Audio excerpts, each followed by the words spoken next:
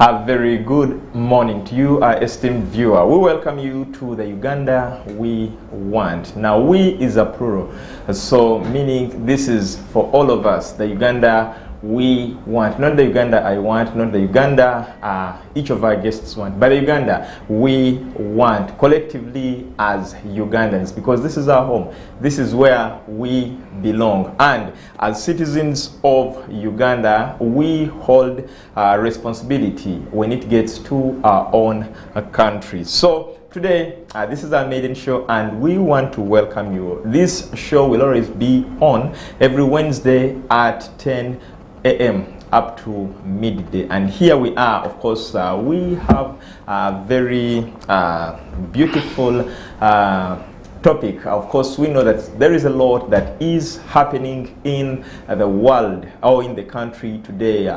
We know that the roadmap for the 2026 elections is already out, and the Electoral Commission is already on its game. We know that of recent they extended the update exercise, and they added more 7 days. We should be elapsing probably end of this week.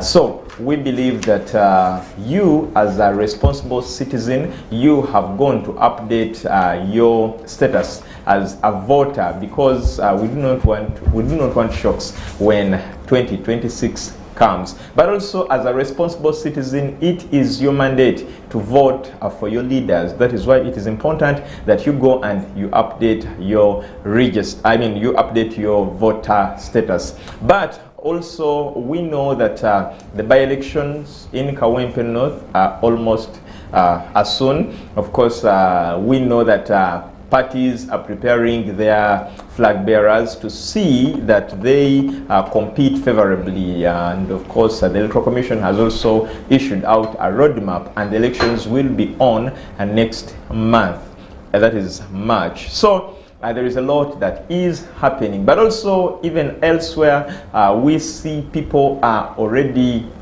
in the mood of elections. Of course, we see posters everywhere of people who want to contest in 2026. So that is in. But there is a big question. Of course, like we always say that when a political party wins a member of parliament election, then the elections were free and fair, and then when they lose another, then the elections were not free and fair, yet they were the same elections. Now that becomes a little funny. So the same elections can both be free and fair and not free and fair. But also we want to understand the role of religious leaders in deepening democracy, and that is why we are here this morning to discuss this particular topic. And with us are two guests. I'll start with Reverend Daniel Wejuli, who is the program specialist and head of spirituality at the Interreligious Council of Uganda. Reverend, it's a pleasure having you this morning. Thank you. Good morning, viewers, and praise God. We want to thank God for this opportunity of coming here this morning to discuss some issues, and especially what is taking place in our country, and discuss the role of religious leaders in deepening democracy in Uganda.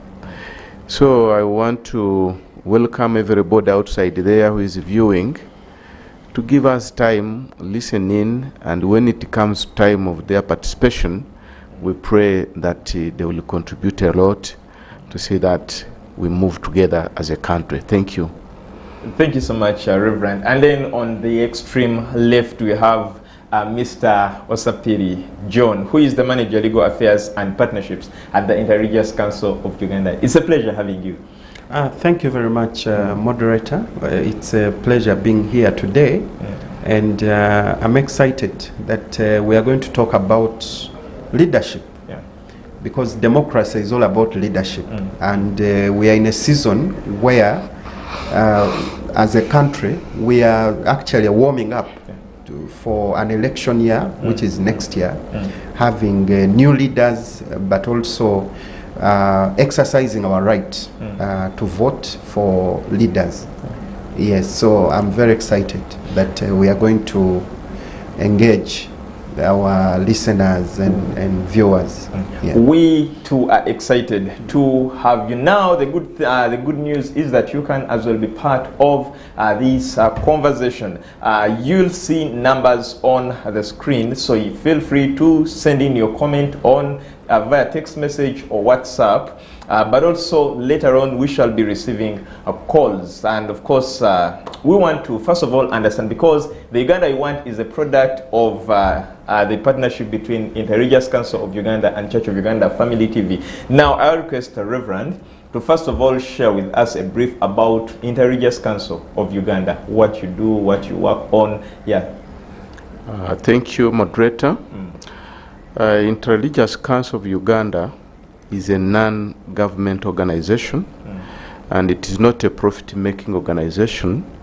It is a faith-based organization with a membership of 7 core members. That is Church of Uganda, Roman Catholic Church, Orthodox Church, Seventh-day Adventist, Uganda Muslim Supreme Council, and then Born Again Faith in Uganda and Alliance for Pentecostals and Evangelical Churches in Uganda. But we also have other members who are at program level. We have admitted 8 of them. We have the Salvation Army, Uganda Territory. We have the Church of Jesus Christ of Latter-day Saints. We have the Anglican Orthodox Church. We have the Jewish Community Church. It is not a church, it is a Jewish community. Dini Abayudaya. And then we have the New Apostolic, we have Methodist, among others. So it is a big family, and this organization was started some time back. Its background starts some time ago when Uganda was a bit stuck in challenges of religious wars and conflicts. And that's when people started thinking, how do we unite and fight against this vice? But it is also a response to global initiative for interfaith networking and collaborations. So here in Uganda, it was started in 2001 by our great fathers in spirit or in the faith. That was Cardinal Wamala, who is still around, and then Sheikh Ramadan Mobaje, His Eminence, the Grand Mufti of Uganda, and then the late Archbishop, Most Reverend Livingstone Mpalanyi Koyoyo, may his soul rest in peace. And then later on, the fourth one was late Metropolitan John Alwanga, may his soul rest in peace. And these people started as a small thing to address issues of common good. And when we talk of issues of common good, to mention about a few, we look at the issues of poverty, issues of diseases, peace and governance, among many others. So they brought their efforts together to build a strong voice, and by God's grace, they succeeded, and the council has kept on expanding. Later on, they included the Seventh-day Adventist, and they also included Born Again Faith in Uganda, and the Alliance for Pentecostals and Evangelical Churches in Uganda. So we work with the partners And we are so happy that Family TV is one of our partners. And we want to thank Church of Uganda for the initiative of this TV. And we want to promise that we will make use of it to speak to our people, to address the issues that are disturbing our country, together using this media house. So we want to tell you that for us, as a family of Interreligious Council of Uganda, we are at peace. Okay. And we do a lot of advocacy, we do a lot of influencing policies when they are being presented to Parliament and laws. We have participated in a number of them, and we do a number of social services. Sometimes we do some supplementary work to what the government does.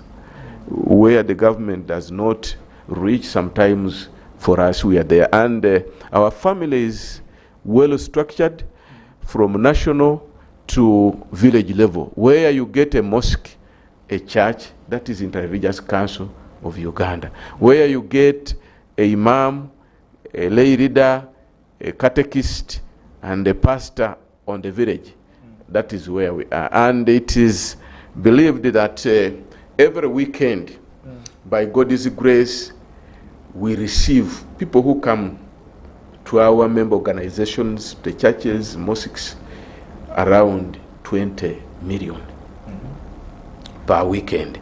So we are very rich, and our structures are very rich and promising. So when we come here like this, we are going to talk to very many, let me say, we are talking to very many viewers and listeners. So we cannot take it for granted. We must say thank you to Family TV. We appreciate the opportunity. Mr. Osapiri, before we get into the gist, I would like, because someone would be wondering, why the Interreligious Council and what is the mandate of the Interreligious Council, especially as Reverend has told us that sometimes you influence decisions, but at what level do you influence these decisions, and what is that mandate of the Interreligious Council of Uganda? Thank you very much. First and foremost, as Reverend said, was that the council was founded to ensure that religious communities come together to address issues of common concern. But also, there was the issue for capacity building for religious leaders, and also utilization of assets of religious leaders. Because as you know, religious institutions in this country, if we talk about schools, you know, we are the biggest partner of government when it comes to running schools. Even talk about issues of health. So there was need to harness these the different assets of religious institutions, but also developing the capacity of religious leaders, and then also promoting research so that religious institutions could actually become centers of information. And the council has succeeded in doing that. Today, we must say that we are probably the leading institution in Uganda that trains religious leaders, equips religious leaders. We are the only institution that, exposes religious institutions and religious leaders to different facets of information that is critical for nation building. But also, you know that the council has been very relevant in respect to the issues of the national dialogue. As you are aware, the Interreligious Council of Uganda has been behind what we call the national dialogue. And the national dialogue is a platform for religious, not only religious institutions, but a platform for people to discuss and agree on the way that they want to be governed. Agree collectively to address challenges that we face as a country, and dream together on the kind of country that we want to have as a nation. And in 2012, the religious leaders sat together and developed an envisioning framework for the kind of interreligious council that they wanted to see. So they came up with what we call the Uganda we want, actually. And they developed a framework for this Uganda that we wanted to see, but also with different pillars. And for example, some of the pillars was that religious leaders want to see a God-fearing nation. And so what do we do in respect to that pillar? We look for partners in government, but also we look for partners in the private sector to see that we actualize this dream for a God-fearing nation. And the Interreligious Council has been working actually with, for example, we've been working with the Minister of Ethics, but also the Office of the President. We've been part of the process for developing the national values of our country. Now, we don't only work with those offices, but we work with different actors. The Minister of Gender, for example, now recently, we've been engaging religious leaders on issues of oil and gas because we want to promote ownership and sustainability. You know, people out there think that the Interreligious Council of Uganda is probably an organization where religious leaders come to pray together. Yeah. No. Have fellowship. Yes, have fellowship and then depart. No. The institution is established to deal and handle issues of common concern. What are these issues? Disease. What are these issues? Poverty. So what do we do as a key player to reduce poverty in our country? What do we do as a key player for, socio-economic development for our country?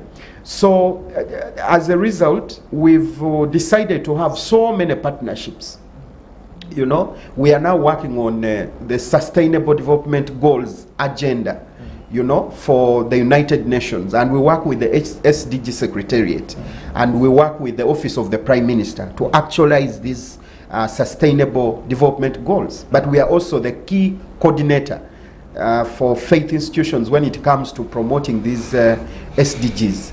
So I think I've attempted to answer why the Interreligious Council of Uganda. As long as we have issues of common concern, like sickness, like disease, issues of ignorance, we need the Interreligious Council of Uganda. Okay. Yes. Thank you so much. Now, Reverend Daniel, there is something that we've always said, that politics is a dirty game. And people believe that religious leaders should distance themselves from politics, that they should separate, and they shouldn't even speak about anything to do with politics. But how do you have to respond to this notion? And what do you think is the role of religious leaders, especially when it gets to the political spheres? Thank you. You see, when people say politics is a dirty game, then they want to push away good people from politics and leave politics for dirty people. On the other hand, it can be dirty when dirty people are allowed to come into politics and to carry dirtiness into politics. For me, I know that politics is a good game because politicians are the policy makers. And how can you trust people from that game to handle the issues of policy, and not only the policies, but they determine, actually, if you are to fall into problems, they will always start with the politicians. Yeah. And all the bad history we have in Uganda has never been started by business communities, or those who are in transport, or they are always started by politicians who play that game. But for me, I believe in these three institutions that they are all God instituted. One, the religious institutions. then government, and cultural institutions. These three do God-ordained work, and they do hand in hand. Because if you remove one from the cycle, then it will be incomplete. And these three arms of God, they have different specific roles in managing humanity, but also handling our affairs here. So now when you say religious institutions should not go into politics, politicians will carry politics and bring in religious institutions. Yes, I want to agree, on the other hand, that everything has its extreme. And I wouldn't like or encourage religious leaders to go partisan. But as individuals, as Ugandans, they also have a right of choice. Yes, to determine who should lead them. But they shouldn't put on those uniforms, and go public, because our work is to unite and reconcile the divided people. Sometimes when it comes to a bit hot in politics, and when religious institutions and religious leaders are part of that scenario, then it will be a bit difficult. Who now is going to mediate and reconcile the two? They will always go fight, quarrel, and then they come to church or to mosque and say, pray for us. And you see, that role of praying is not small. And then when you look at the cultural institution, it has a lot to do with the morals, norms, and the cultural issues of our people. So, but the government is the wrath arm of God, because they have authority to arrest, prosecute, and imprison. But for us, we are on the other side of God's mercy. Our work is to tell people not to go to the extreme, but to do things in a normal way that reflects God's image. So politics is not a data game. It only becomes a data game when it is being practiced by data people. But it is the way or a system of bringing in good leadership and governance. So we cannot avoid it. Our work is here to help them. I would say not even to critique, but to guide. To pray for them, but also to help the citizens, to shape them into law and order abiding citizens. So it is at our place where we try to teach people morals, to encourage them to be people of integrity and so forth. But the other side, their work is to handle the issues of policy, issues of justice, issues of economy, among others, service delivery, and so forth. But for us, our work is also to advocate and push to see that politicians do the needful. When it comes to justice, we have a voice to speak for the voiceless. So, politics does not only end at politicking, I want this position, so and so is politicking. It is not all about what we are seeing, people running around. But it is even beyond that. Service delivery. We want to put in place people who are pro-people, who think about people but not themselves. So, as a role of religious leader, one of them is to see that we put government on pressure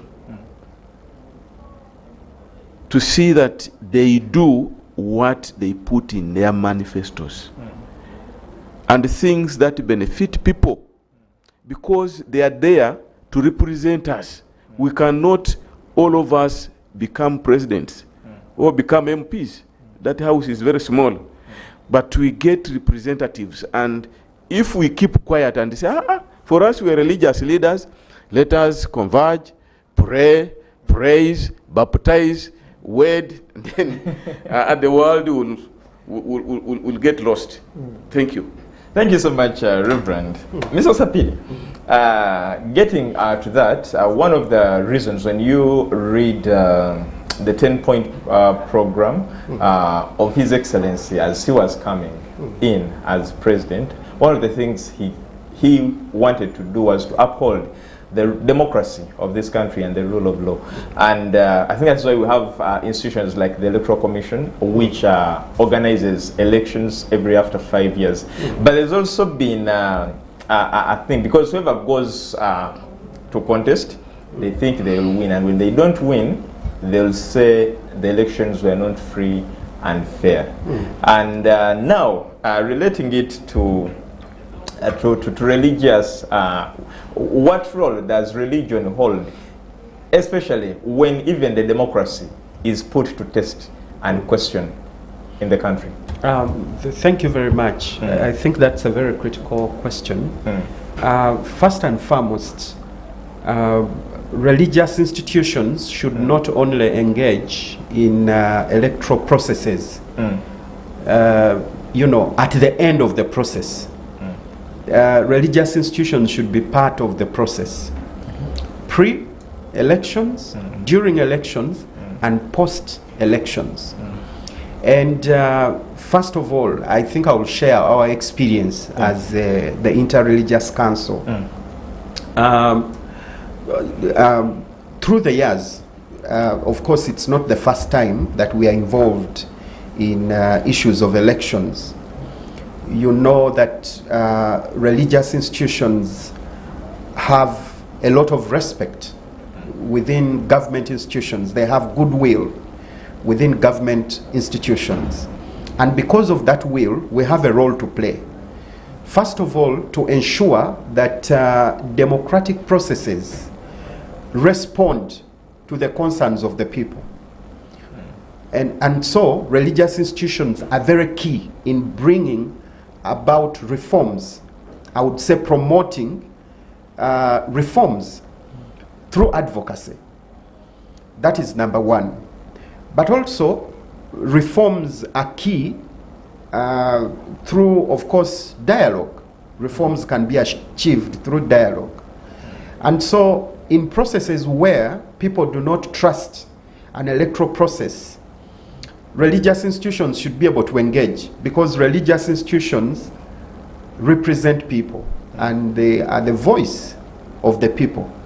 And actually, in most cases, people feel free to speak to religious leaders more openly than speaking to politicians more openly.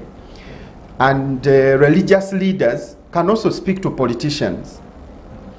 And so, encouraging that engagement between religious leaders, but also government entities, especially those entities that make policies, supporting processes for development of those policies as religious institutions. And as the Interreligious Council, this is something that we do. We support policy development for government.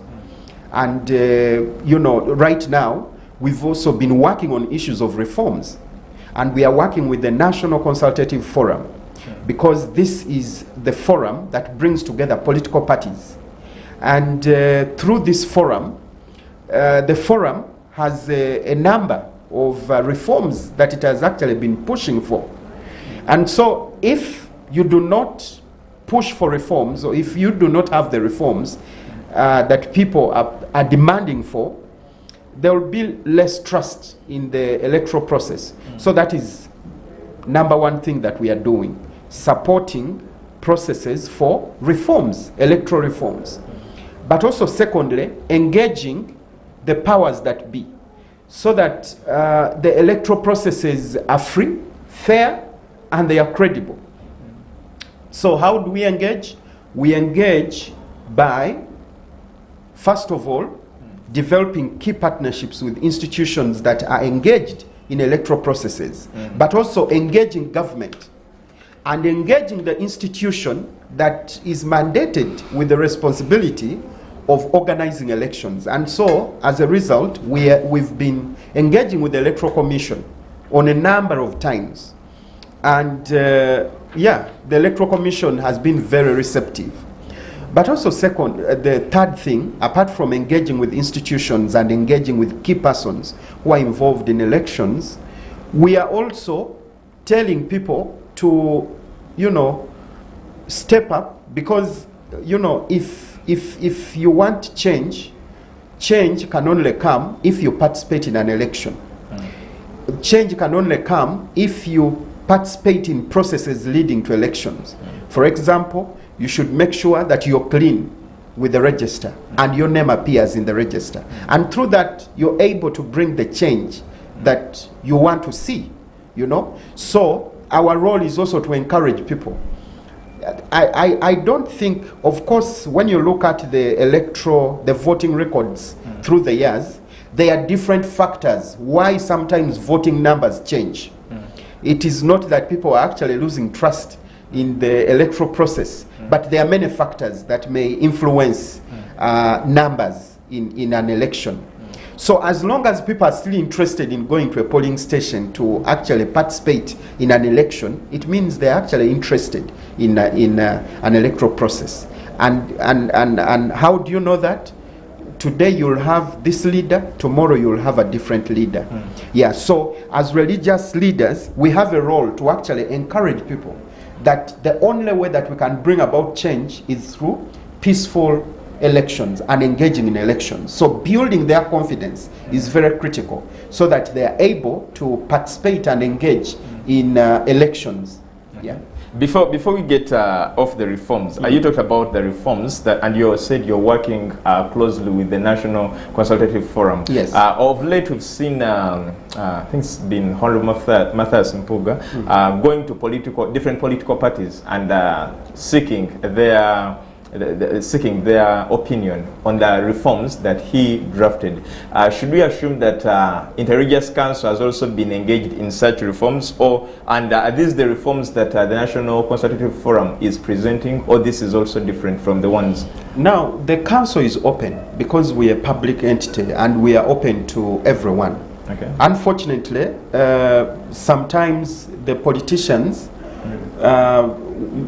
may leave out religious institutions in respect to consultations for reforms.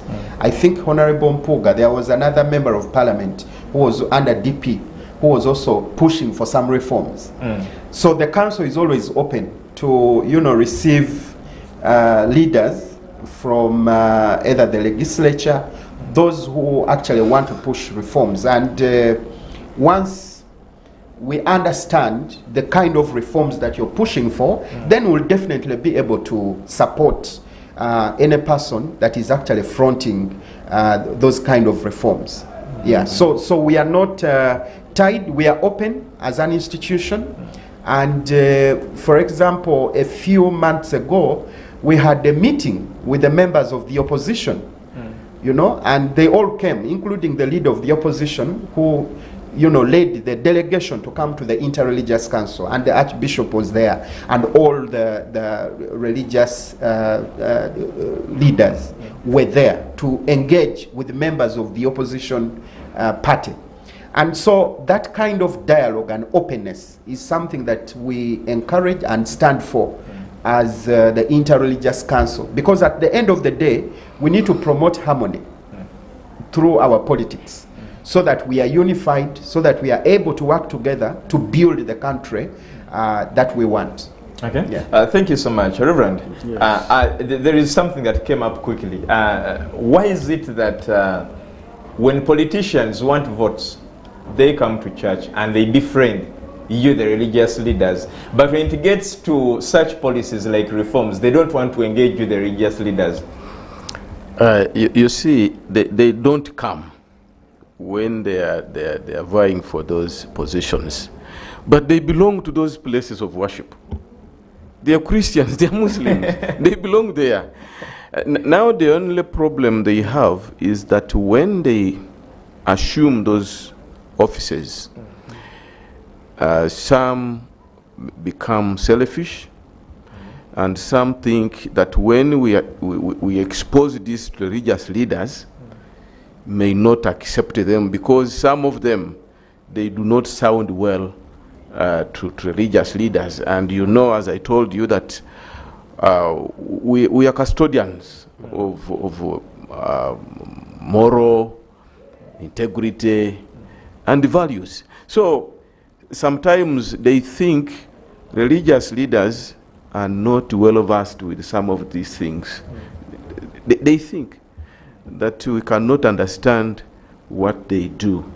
But we understand, because when they come to us, they quote the Bible and say, no leadership that does not come from God. And for us, we are at the gate of that God they're talking about, and his ambassadors and representatives. So what we do here, which is a bit unique from what the government and cultural leaders do, we don't only touch people here, but we also prepare them for the future life, which is a very unique component in everything we do as institutions.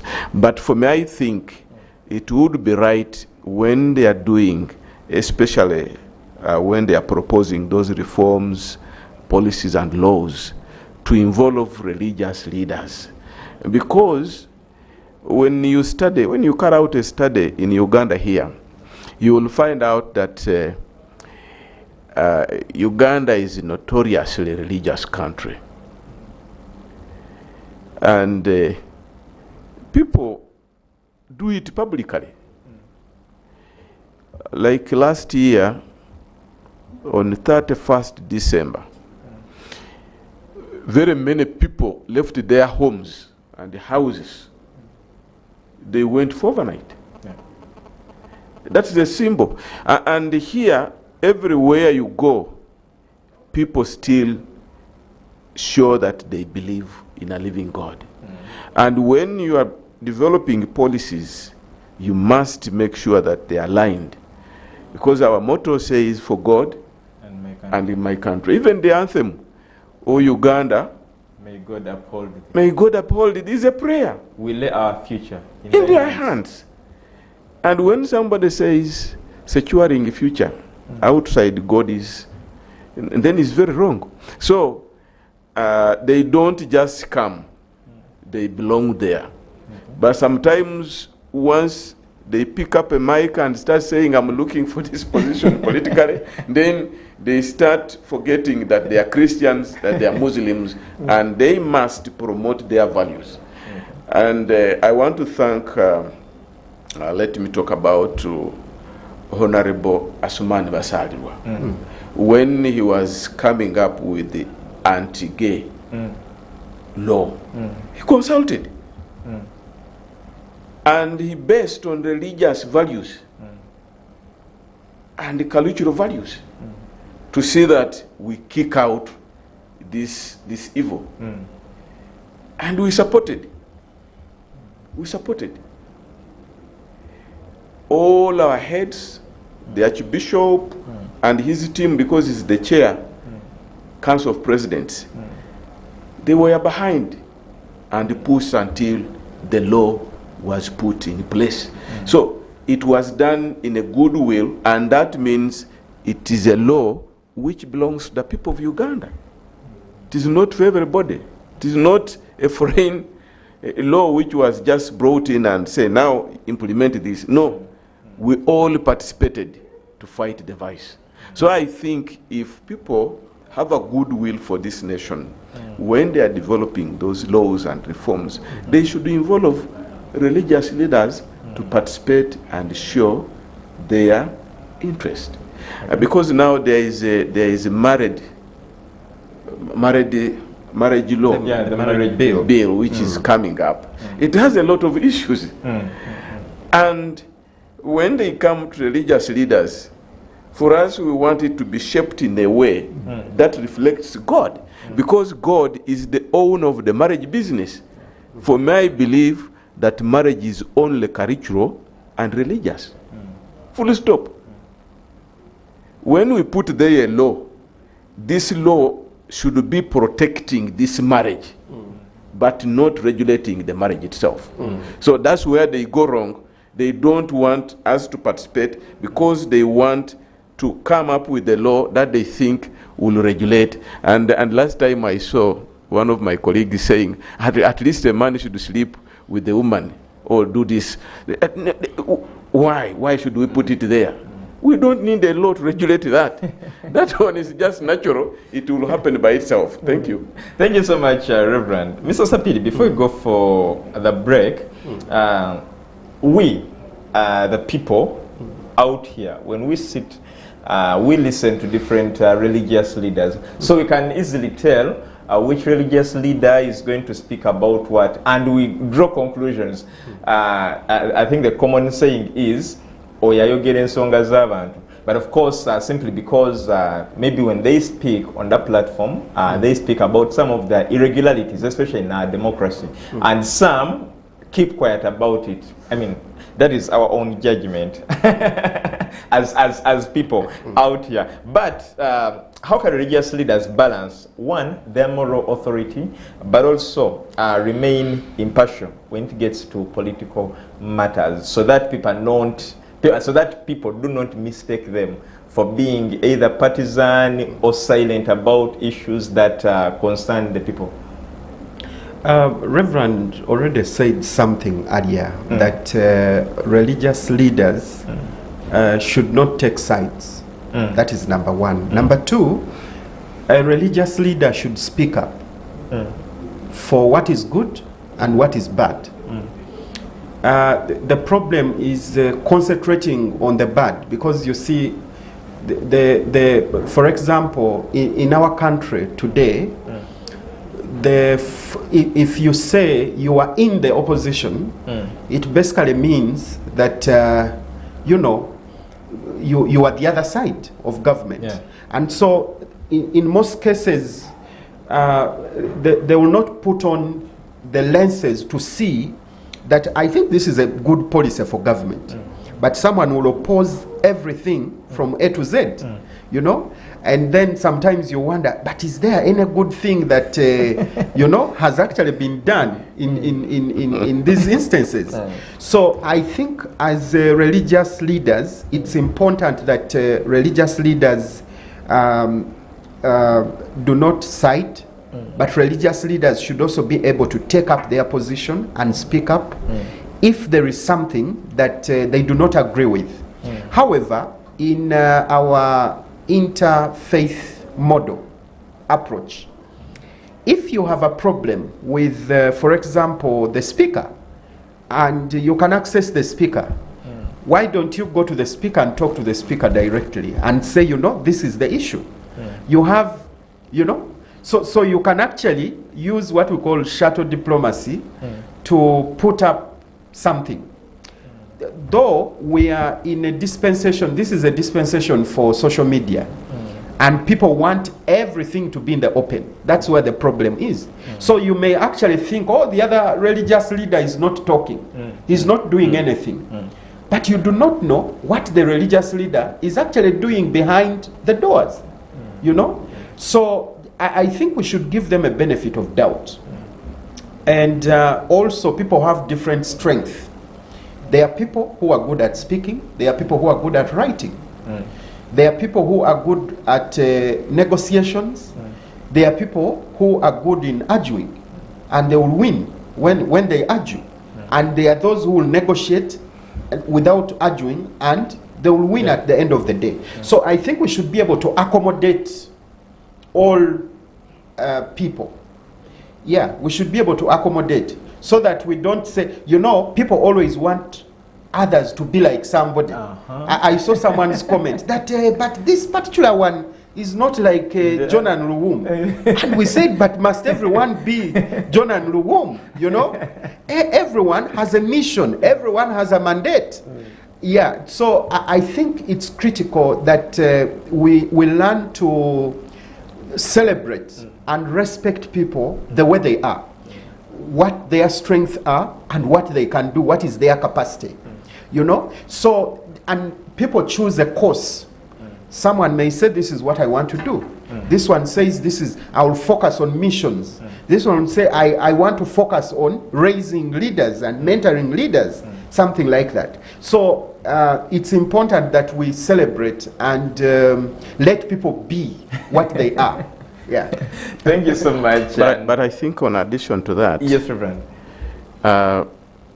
Our Council of Presidents, when you see somebody talking about justice, they have given themselves roles. Yes. You don't cross and go to somebody's role. When it comes to family issues, you will see the chair, Archbishop, talking a lot, because that's his area. When you see about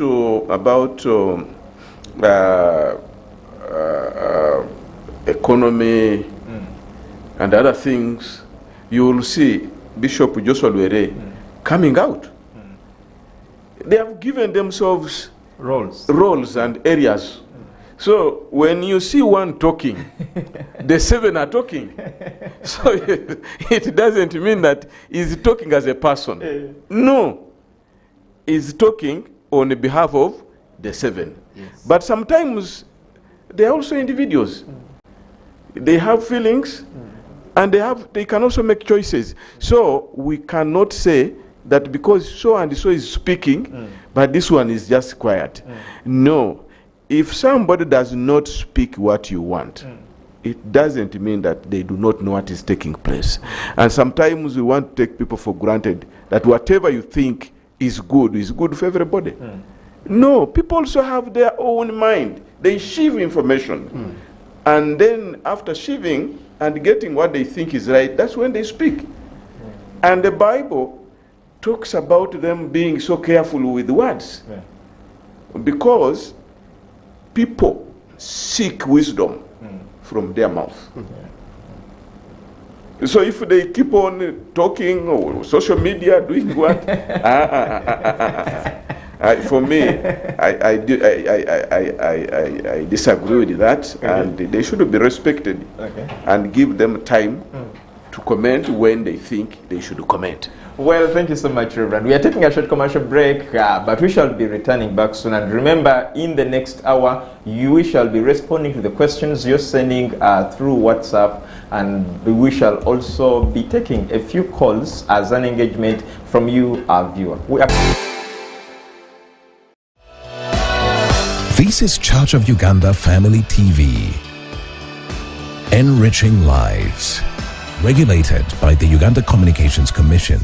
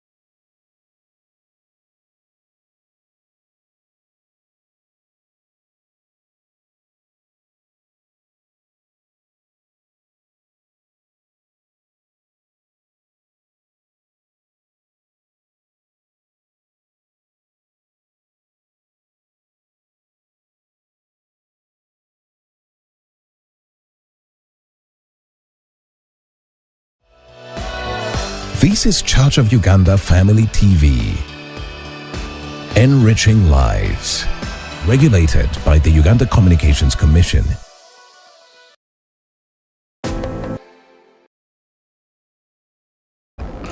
Welcome back from that commercial break. This is the Uganda we want, and of course we are looking at the role of religious leaders in on deepening democracy, especially here in our country, Uganda. Before the break, we looked at a lot of things, especially we were looking at the intersection of religion and politics. Now, we want to look at promoting, holding leaders accountable, because that is also another thing. And very many people out there think that it is a responsibility of religious leaders to hold political leaders accountable, especially when there are things that are not moving on as expected. But before, Reverend, Yes.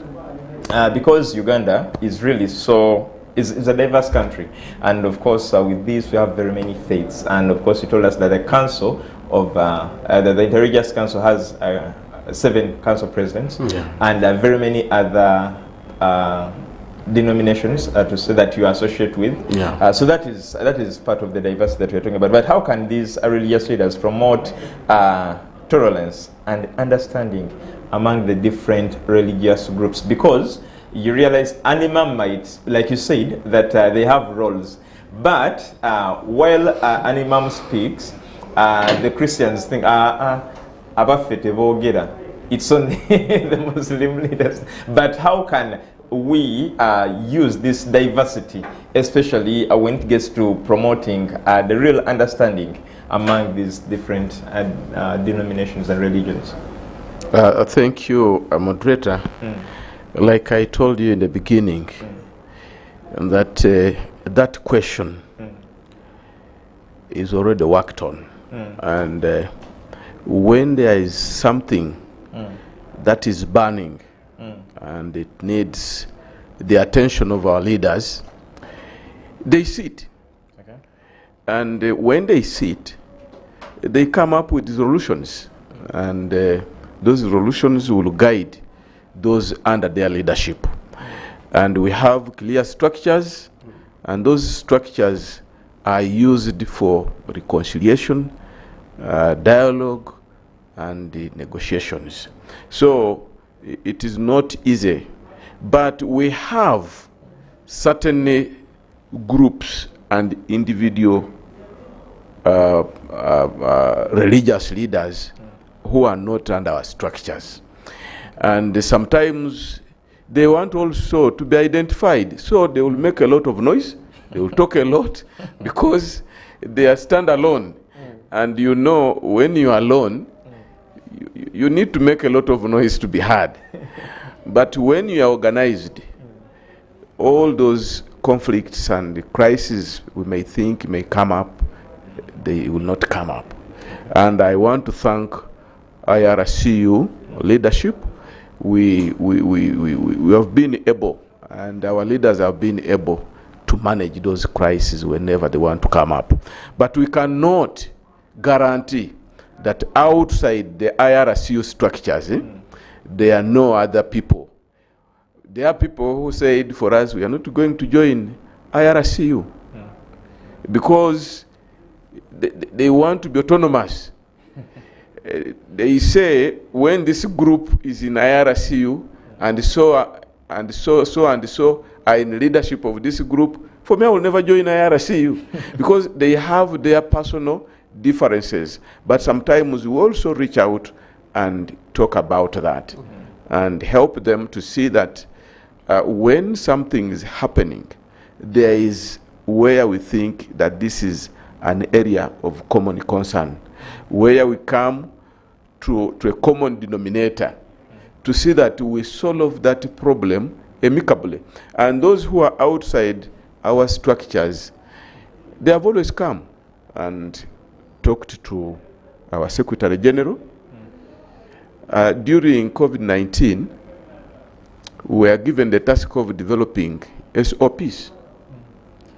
And many didn't want to come to IRCU because they thought they were authority somewhere. They were running to some institutions, running to big offices, but they were being referred, go to IRCU. They know what to do. And everybody came. We worked together and we reopened places of worship peacefully. So there is a moment where we come together, and there is a moment when they do not come. Those individual institutions. But when we want to talk to them, we have their friend institutions. Maybe they are affiliating themselves under BAF, or under APE, or under Uganda Muslim Supreme Council, because we have so many sects. So when we want to reach out to them, we use these structures. And we have tried. And that's why there is I don't think there is any religious conflict in Uganda where we need a lot of attention. Okay. Mr. Sapidi, religious leaders often have significant influence over their followers. How can they use this very influence to uphold political leaders accountable for their actions? Thank you very much. Of course, as we already discussed, that the political leaders belong to these religious institutions. Yes. And because they belong to these religious institutions, they can directly be talked to in instances where there are challenges. Especially, let's talk about the issue of corruption.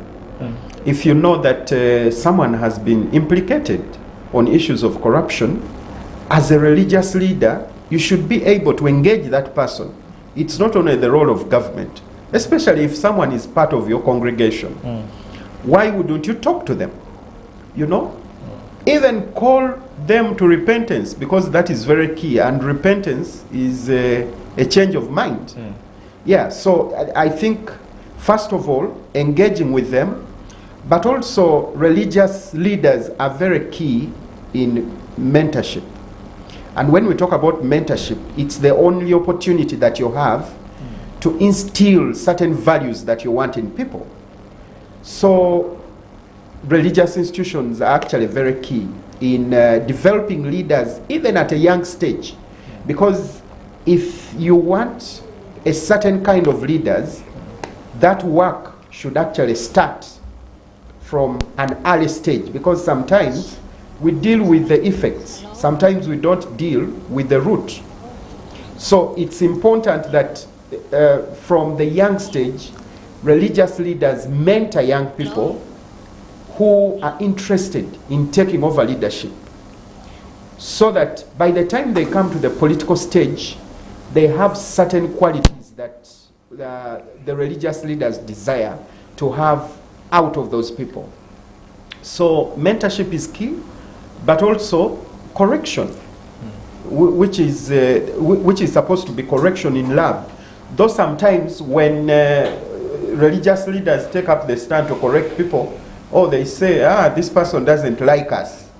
You know, this person doesn't treat us like children. So I think it's very critical that religious leaders take up their position and stand to speak about the issues, the challenges that we see as challenges in leadership, especially issues of corruption, especially the other issue apart from corruption is service delivery, which is very key also. Yeah, so religious institutions can use their positions to influence people around them, but also even influence people far away from them, because when they speak, they have media houses. They can use the media houses to, to speak on issues that affect the country.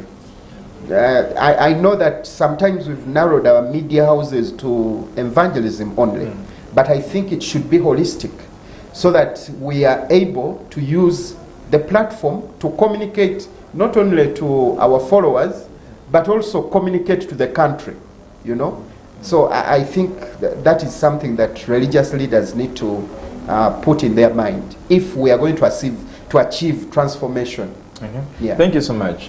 In that same development, Reverend, it is alleged that one of the reasons you do not, we do not hear you speak about some of these things is because all religious leaders as supporters of the government, so we do not have any religious leader who was an and those who stand out are celebrated in a special, but of course you cleared that. So is that really the baseline as to why you keep quiet on things we expect you to speak about? Those for me, there is a Luganda saying, zivugira aliwo. There is authority, and those who are preparing to become authority. Now, why people think that we support the sitting government? It is the sitting government. Because when you say that all authority comes from God, and that authority is there, we must play our different roles. For us, our work is to do evangelism, build morals, values, and see that people are led well. But we shouldn't go to the extreme of becoming activists. We have various ways of engaging the government to handle what people want. We have held a number of meetings with the head of state to discuss issues concerning the country. It doesn't mean that I also carry a color or side with a group of people. You carry a placard and we see you the next day. No. That will be going beyond the borders. Because, like I told you, these three institutions have different roles. But the goal we want to score is to see that our people are governed well, their livelihoods are okay, service delivery is okay, there is justice, there is rule of law, and so forth. And it doesn't mean that to speak about something, you have to go to the street. And once you see a genuinely religious leaders going to the street for demonstration, then that country will end up into problems. Because their followers will have to accompany them. And now if all of us as IRCU organize and say, okay, now tomorrow, because of this, we are going to the state square. To march to parliament. To march to parliament. We will not have enough police, we will not have enough army. True. And nobody will control the crowds. That's the power we have. If we can tell people to strip themselves naked, if people can spit in this water and give them to drink, if somebody can dip himself into a drum full of water 7 times and says, people now line up. If somebody can buy this mineral water and say, it is holy water, and people buy it, what if when we said, tomorrow, every believer, Muslims will start from Old Kampala, Anglicans start from Namirembe, and elsewhere in the country, we want to see on the streets, everybody will come.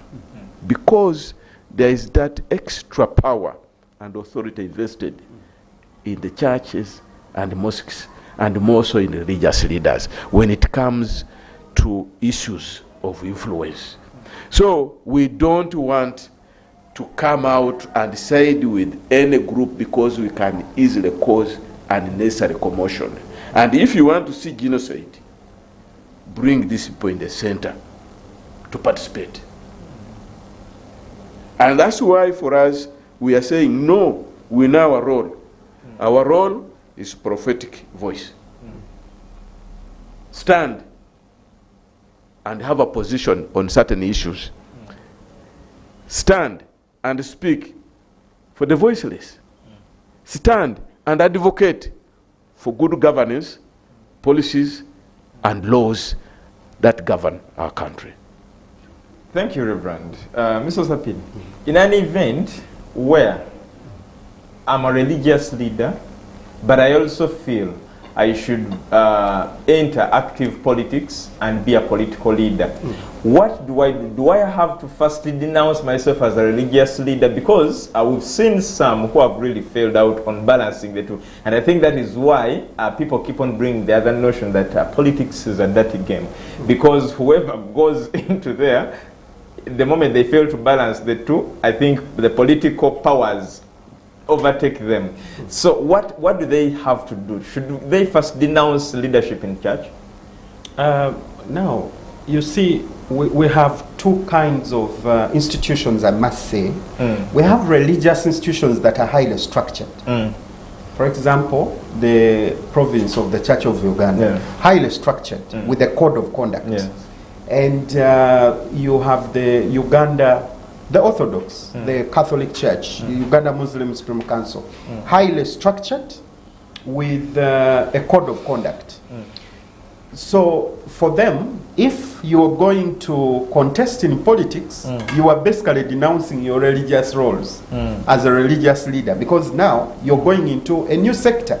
Because probably as a religious leader, you'll definitely need to take a side. You'll need to have a political party, you know, to nominate you so that people are able to actually vote you. And you know, with our politics in Uganda, too much conflict, too much malice, and so many things. They say the politics is dirty. Of course it's not. It's the people that actually make it to look dirty.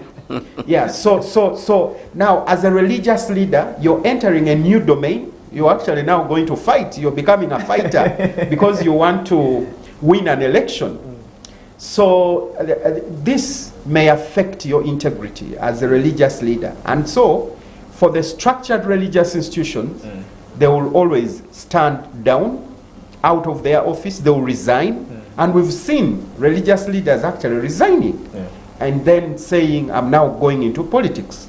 We had the late Father Lokodo, who was into politics but resigned as a priest, and Reverend Bakaluba from Kono, who also resigned as a priest. And I think there is another priest from northern Uganda who also resigned. So the thing here is that there has to be a separation between the leadership in government and the leadership of religious institutions, because religious institutions check on government, you know, and so you're not going to effectively check on government if you are in the same government. You see that? So it's important that you actually relinquish your seat and go into politics. I think we saw the president, there's the president of, is it Zambia, who, you know, who was a pastor, a reverend, and then he had to resign, and officially he said, I'm following this course. Even the late president of Burundi. Yes, this is where God is. For Burundi, I'm not sure, because the late president. He was still participating. He was a member of the choir and still heavily participating in the church. But also for the non-structured institutions, especially of course, the Pentecostal churches, and I should say Pentecostal, not evangelical. The Pentecostal churches. Some of them do not have those very clear structures, and that's why you see now we have the Interreligious Council, which has actually supported these organizations to create and have those structures.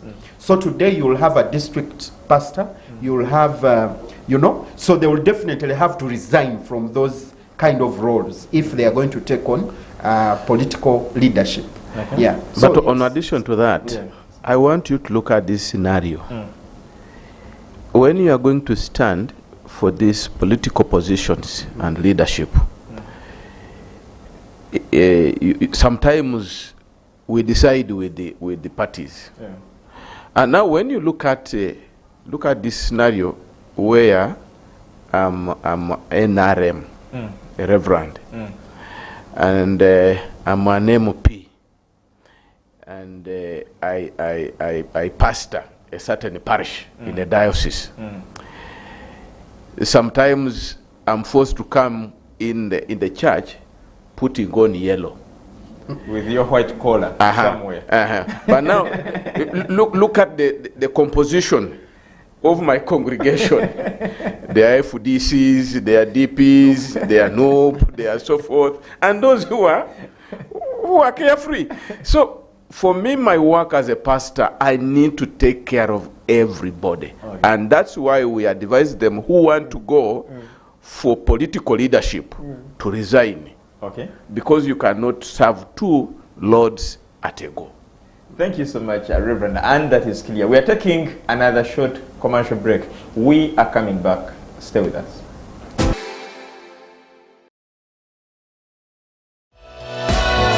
This is Church of Uganda Family TV. Enriching lives. Regulated by the Uganda Communications Commission.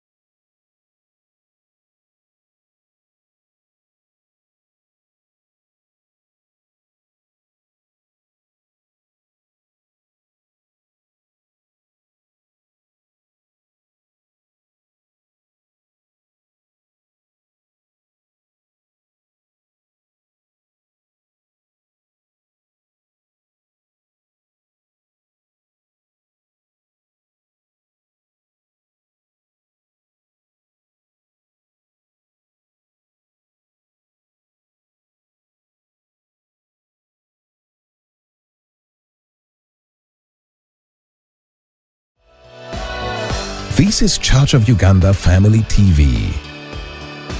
Enriching lives.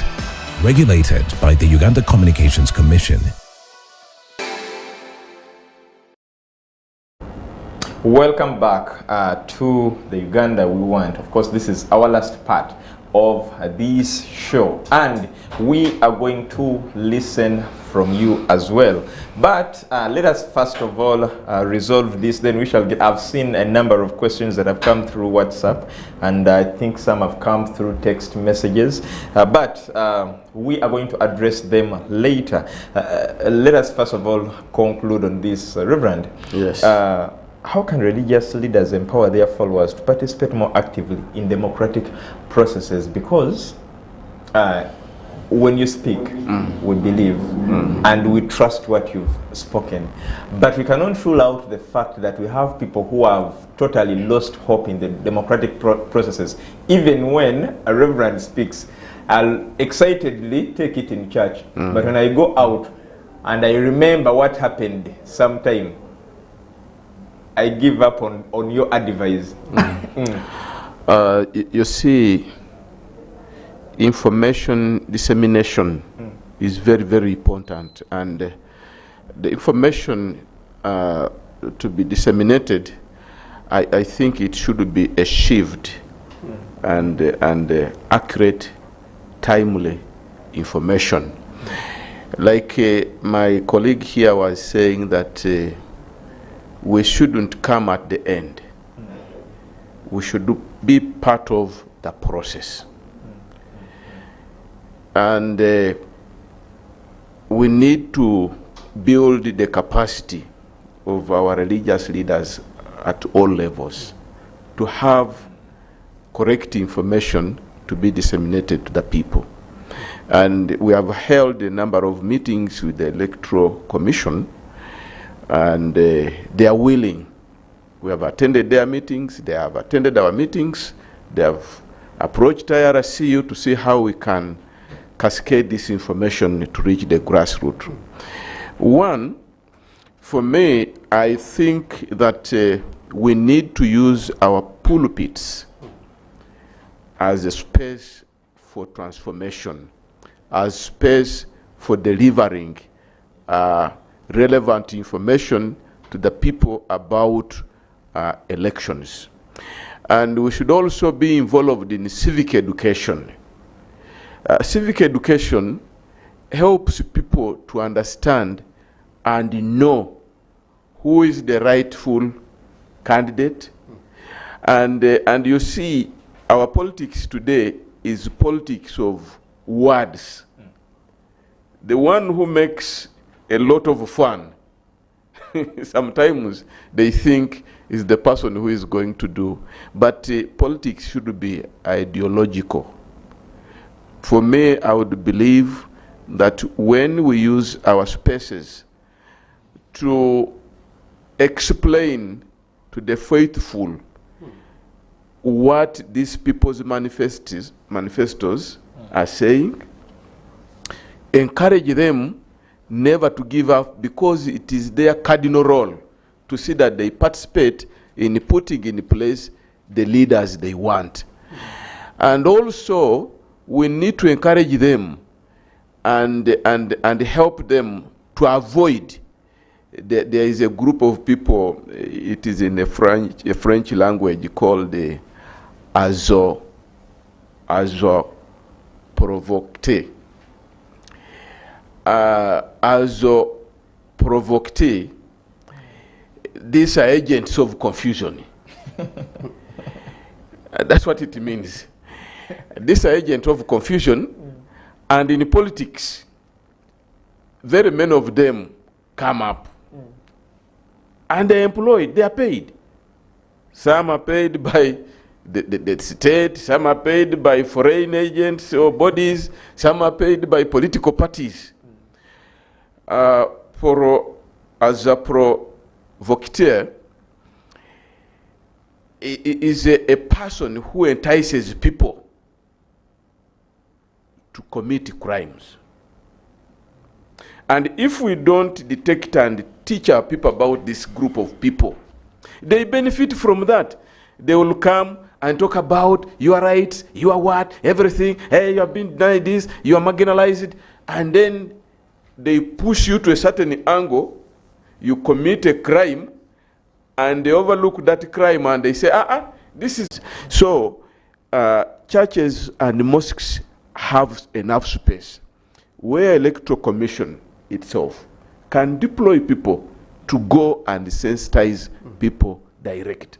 But also, they should have capacity and the spirit of engaging religious leaders at all levels to see that they give us the exact information they want us to pass to the people. When it is time for checking registers, they should alert us and say, okay, now it is time. And we start talking to our people. We start reminding them of their constitutional duty of putting good leaders in place, but also to avoid the decoolers. There are so many down there. They come with a lot of promises, with a lot of sweet words, and they derail people from the truth. So religious leaders should use their platforms to see that they engage their people. Encourage them using their holy scriptures.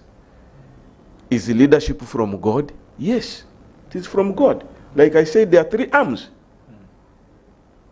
Should we go in for politics? Yes, but we shouldn't go in for dirty politics. We should go in for good politics where we'll be able to select good leaders who will give us good governance and service delivery. If we keep quiet and we don't talk about these things in our churches, in our mosques, and we have enough space, even during burial, there is that space to clear what these politicians are promising, to clear what these politicians are lying. Sometimes they come and start lying, blaming others, doing what, and we are quiet. We have to stand our position and tell the people of Uganda that what the MP is promising is not under their mandate. Chairman LOC1 promising to construct a road A hospital. And you accept, you elect that person in. That is a game. People should pledge what is within their mandate, and which is not bad. But we need also to go with the politics of people having manifestos from their parties. And people make a choice that NUP has this manifesto, NRM has this, DP has this, UPC has this, FDC has this, and many others. And then we see this collective effort of those parties, what they are telling us, they have planned for us for the next 5 years. And we go with the best. But we cannot do that without civic education. So physical education is very key, and I want to encourage our viewers, if you're a religious leader and you are viewing and you are listening to us, please get involved in teaching your people, those who are under you, to be part of the whole process, to update their names, to check the registers, to listen to those candidates who are running around. And it was public when they were vetting in NUP for by-elections. People were, some of these people were doing drama. Onda bilangadala, nze musajjawo, nze ngabo, nze akutache, nkwagala nnyo, bokisi ino, nabuka, naddeno. And people may think he's going to do the same. The other house is a house of diplomacy and integrity. You cannot go there jumping like that. It is a house where people use their intellect. So we need to get involved. Okay. Thank you. Thank you so much. Let's see, Mr. Sapili, before we open up the calls and respond to the messages on WhatsApp. We've seen religious leaders who have carried a wrong narrative on such programs like voter registration. God doesn't want you to register. Don't go for immunization. Don't register for national IDs. Such things. But they're religious leaders, and these are people that society believes in. And of course, sometimes the police, for those that have found out, the police has come in to rescue. But what happens to those who are never found out? Now, first and foremost, you must say they are religious leaders, but not members of the Inter-Religious Council. Because ours are different. Our religious leaders are different. Because what we've been doing through the years is, as I said earlier, to grow the capacity and to inform, so that religious institutions become centers of information on different issues. For example, if you talk about immunization, then religious leaders have information on immunization and full information. If you talk about HIV/AIDS, religious leaders should be able to have information on HIV/AIDS, and they should be able to pass the right information to people.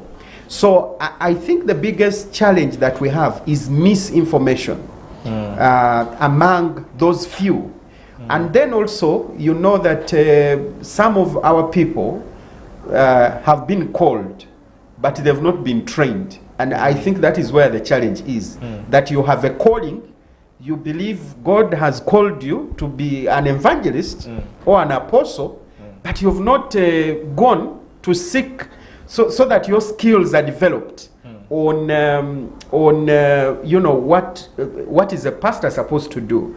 If you're an apostle, what is an apostle supposed to do? You know, but people will wake up from their bedroom and say, God has called me, and the next day he will set up a church. And then, because of the lack of information, they do not have full information, they will begin to mislead people.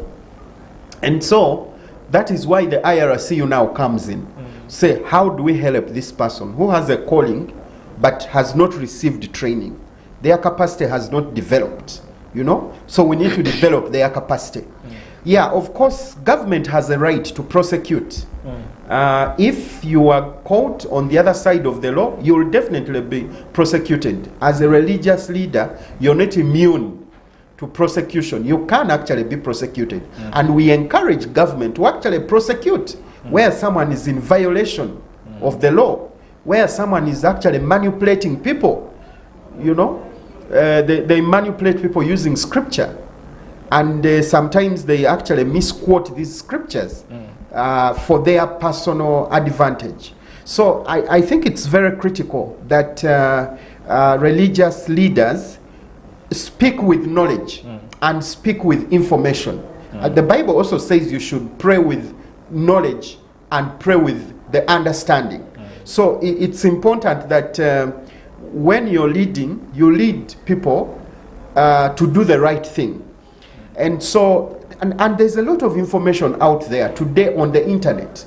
You can, they say you can Google. You can actually Google and ask Google different things, and Google will actually give you the right information.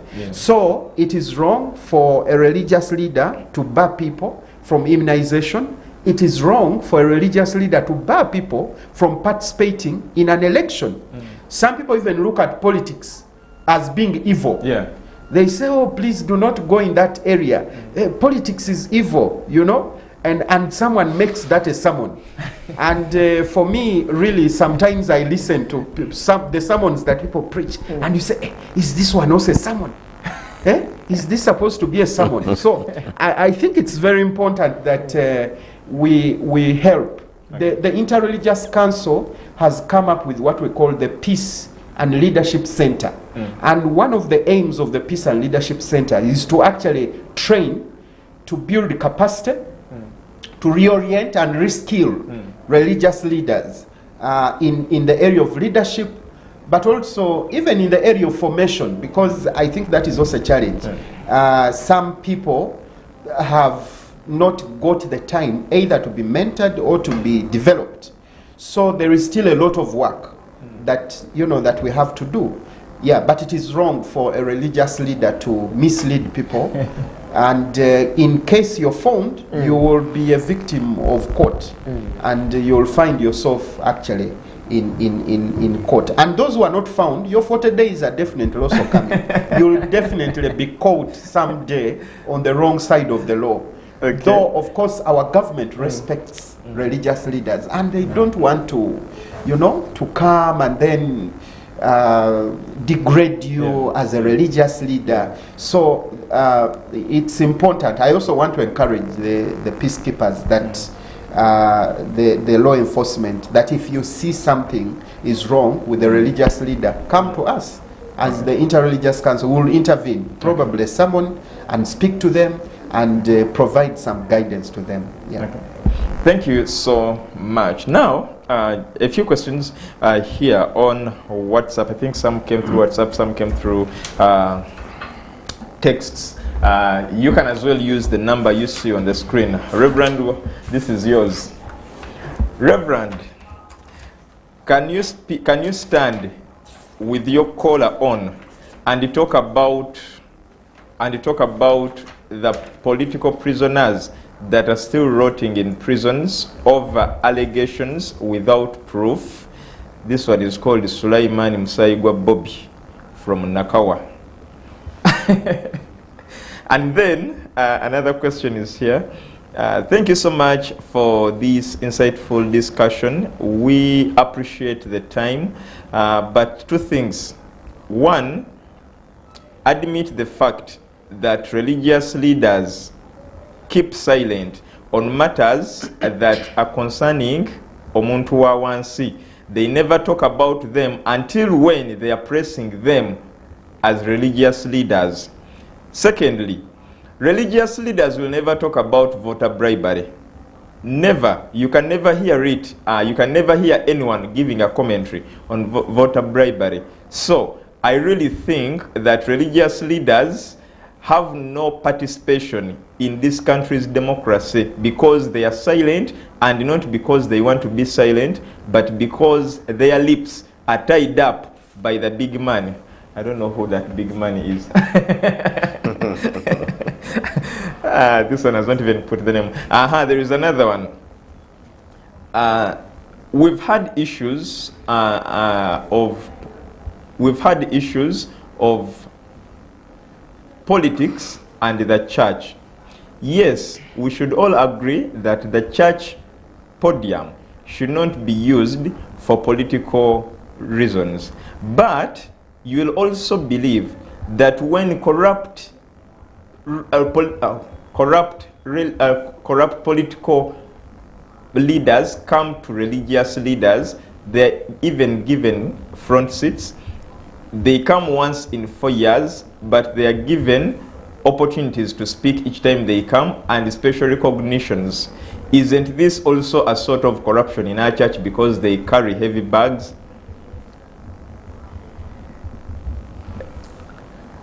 Wisdom from these two gentlemen. Thank you so much for the discussion. I didn't know Interreligious Council does all these things. We are yet to see the results. That one is Achilles Mayombwe. Thank you so much for the show. I'm Dokas Inaguruku, watching from Soroti. Thank you so much, Dokas. And then, Reverend, still this is yours. Yes. Reverend, I want to ask you, when you sit back out of that camera, do you enjoy the kind of life we are enjoying in Uganda? If in any way we are enjoying it? Because we have a lot of tribulations in this country, more than the tribulations in hell that you preach about. Do you really enjoy this kind of life? That person is called Angela Chobutunji. And then I think we shall end with this, and then we respond to that. This one goes to Mr. Osapili. Mr. Osapili, thank you so much. But you, as a legal manager at Interreligious Council, I love the fact that you talked about reforms. However, do you still believe that the rule of law is kept very well in this country? As someone who comes from a legal background, do you believe that our democracy is upheld by the government in power? So, Reverend, I'll start with you. Thank you. First of all, I want to thank the callers and those who have posted those messages. Yeah. It means that we have been speaking to Ugandans, and Dokas makes it so interesting. And Achilles, those who are very far away, and they are listening in to us. The first question is about political prisoners rotting in prisons with no cause. This is a very good question, and it brings about discussions and conversations. You see, sometimes people want to pull other people to think that what they think is the right or the correct thing. And when it comes to the issue of political prisoners, for me, when you talk of political prisoners, then it means that there are no wrongdoers outside there. And it means that when he talks of being persecuted with no cause, there are structures, and the government has its own structures and institutions. We have courts of laws, and once these people are taken to court and their cases are read and they are told why they are there, it doesn't mean that I should go on the streets. I should go and talk to the courts. You see, talking doesn't mean that you make a lot of noise. No.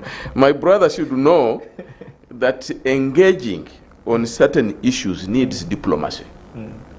Now we have been shouting about them for years and years. Are they out? No.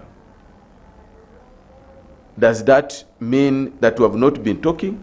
Very many people have been shouting and even making a lot of noise. But what we need to do is one, to respect the courts of law. Two, but also to acknowledge that, like I told you about the Azwa provocateur. Sometimes we mislead these people and take them to wrong space. And once they are caught there, you want it or not, to pull them out, it is not a matter of shouting, making noise, demonstrating, doing what? You have now to follow the right path. And the right path, I think, the lawyers are doing their work. So we cannot, once we interfere with the work of courts, then we will jeopardize the system of law in Uganda. And then this one said... I wanted to say something yes. on the issue of political prisoners. It could be true that there are people who are in prison for different reasons.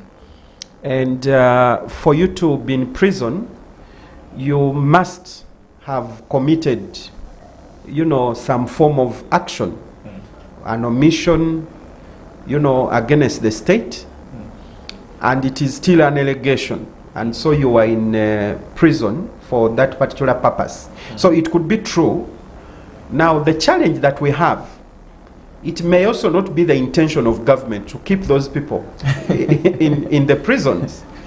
But because our court system today, the biggest challenge that we have is court backlog. That you have so many cases that have actually not been tried by the courts. But you also have so many prisoners who are in prison and they are on remand. And if you're on remand, it means your trial has actually not started. Court probably needs to sit. Now, apart from that, there's also the challenge of access to justice, but also legal counsel. So some of the people who are probably supposed to appear and they're on remand are supposed to have legal representation. But you don't have legal representation. So you may not appear in court because of that. So we as a person, I don't want people to say they are political prisoners and then you leave it from there. There are many factors why someone could actually be in prison. Issues of congestion of the court system, and so as a result, court is not able to give justice. Court is not able to listen to their matters as fast as possible so that they are free at the end of the day. But I think we should also acknowledge that I think there was an attempt by the court to release some people who had actually been incarcerated and they were in prison for over 4 years or so, and they received their freedom at some point. So yes, the political prisoners could be there. However, the reasons for their being there could be diverse. It may not be the intention of government to keep them there, but it could be a systematic thing. Issues of technicality, issues of legal counsel, issues of high court backlog. But those are issues that the Interreligious Council has actually raised, and that's why you see that some people have actually gained their freedom. But for us, the way religious leaders work, we don't work on camera. No. we work private. We push things from behind. And it has become effective. And we've seen it. Yeah, so it's not true that we are keeping quiet on the issue of political prisoners. It's not true. We are talking about it, and we hope that those who have not yet received justice will be able to receive justice at a certain point. Reverend, I think we tried to wrap up now I have only two. Yes. And then the other one was about bribery in the country.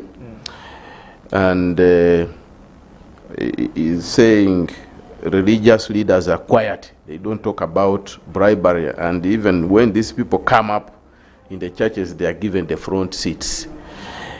The government has put in place all institutions we think are fighting corruption. And we have supported these institutions. We work with IGG, we work with the police, we work with so many different institutions of government. But it is a collective effort to fight corruption. Because for me, when somebody, I'm in Bukedea, or I'm in Busia, and somebody works in Kampala, and he comes to church, and then I say, you with that big stomach, you must be a thief. Don't enter this church. That's very wrong. You are judging them. I'm judging them. Yeah. Maybe I will talk to somebody who has been condemned, or they have passed a judgment against that person in courts of law and proved guilty that is a thief. And it is not my work to condemn them. My work is to pray such that they can reform. So people are they are mingling up things. There are things that must be handled by the government. Our work is to demand for the government to handle these issues. And we have joined the government. You have seen religious leaders walking, demonstrating against corruption. So, my dear brother who asked that question, our religious leaders are talking. And as we are talking now, I'm talking. Corruption is evil. Then the last one is about tribulation in Uganda, which is more than what is going to happen in hell. You see, people joke with hell, and people joke with what is taking place in Uganda. Freedom sometimes can lead us to certain places that have bad environments. And it doesn't mean that when I'm passing through certain challenges, everybody is also passing through those challenges. There are Ugandans who are saying, we are okay. And there are Ugandans who are saying, we are bad off. But what is most is to see that we don't go to the extreme. So when you call it tribulations, then this is something very big, which is unbearable by a human being here today. But I think we need also to check our behaviors and ways. Thank you. Thank you so much, Reverend. Mr. Sapiri, in a minute, kindly respond to that person, and then we shall wind up. The rule of law, is it kept? Is democracy upheld? Yes. Because one, for the rule of law to be actualized, you must have institutions. And we have institutions mandated to, promote the rule of law. The same thing with democracy. You have a parliament, and every 5 years you vote for leaders. But you also vote for a president every 5 years. And the choices of the people is what we see. Is the president who is there, that is the choice of the people. The MPs who are there, that is the choice of the people. So yes, is the rule of law kept? Yes, it is kept. But as you know, every country has challenges. And there is no country in the world where democracy and rule of law is implemented 100%. Even if you go to the US, which is the leading democracy, they also have issues, So every country has got issues, but we are I think the issues are sorted out progressively. So today you may want something in respect to rule of law and good governance, but it's not there. But tomorrow we will be able to have it. So countries grow from different levels of growth in terms of issues of rule of law and democracy from one level to another. Yeah, so I think we should give ourselves time to grow. Because you know that democracy is not our idea. This is a foreign thing that the African countries are actually learning to adopt. Because we also had our own systems here. Yeah, so progressively, I think we'll get there.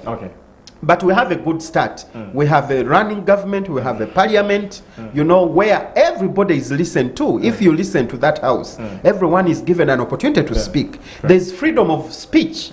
You are free to speak and nobody will come and arrest you the next hour just because you've spoken your mind. So I think that is democracy. That is the rule of law that we are talking about. Yeah. Thank you so much, Ms. Alsapida, and thank you so much, Reverend Daniel. And to you, viewer, we are grateful that you started with us, and you, we are getting to the end of this show. We meet again next Wednesday. I've worked with Jonan, I've worked with SC, and next is Lunchtime Request. Have a blessed day.